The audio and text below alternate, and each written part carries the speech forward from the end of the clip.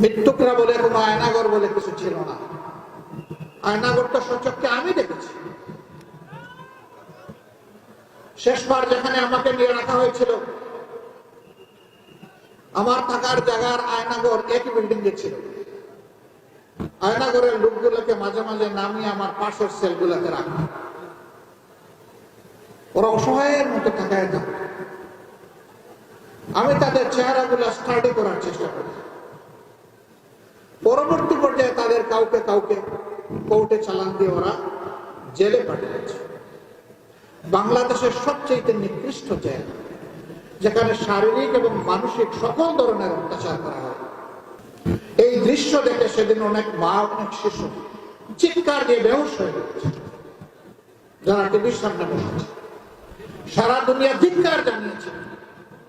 কোথায় মানবতা?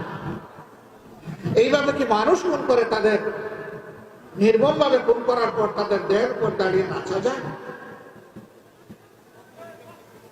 এরপরে তারা অশান্তি বিশৃঙ্খলা সৃষ্টি করে প্রথম কেয়ারটেকার সরকারকে ব্যর্থ করে দিল।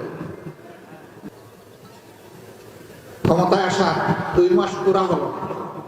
25 এবং 26শে ফেব্রুয়ারি ঢাকার পিলখানায় আমাদের সেনাবাহিনীর 57 জন চৌকস দেশপ্রেমী কমিটেড সেনা অফিসারকে তারা খুন করল, পরিবারের সদস্যদেরকেও খুন করল। নির্মমভাবে তাদের লাশগুলা খুন করে ব্রেনের পানিতে ভাসিয়ে সন্ধ্যার পরে আলো নিভিয়ে খুনিদেরকে নিরাপদে পালিয়ে যাওয়ার সুযোগ সৃষ্টি করে দেওয়া হবে। কিন্তু ব্লেম শুরু হয়ে গেল বিরোধী দলের। এই ঘটনাকে কেন্দ্র করে দুইটা তদন্ত কমিটি গঠন করা হয়েছিল। একটা তদন্ত কমিটির রিপোর্ট আলোর মুখ দেখে নাই। সেনাবাহিনীর কোমরে আঘাত দিয়ে সেনাবাহিনীকে ক্ষতিগ্রস্ত করা হয়েছে, বিডিআরকে ধ্বংস করা হয়েছে। কেন? এই দুইটি বাহিনী ছিল দেশপ্রেমের বাহিনী। এরপরের বছরেই তারা আঘাত দিয়েছে জামাত ইসলামী। কেন জামাত ইসলামীকে বেছে নিল? জামাত ইসলামী বাংলাদেশের স্বাধীনতার পর থেকে এদেশের পরিচিত একটা দেশপ্রেমিক শক্তি।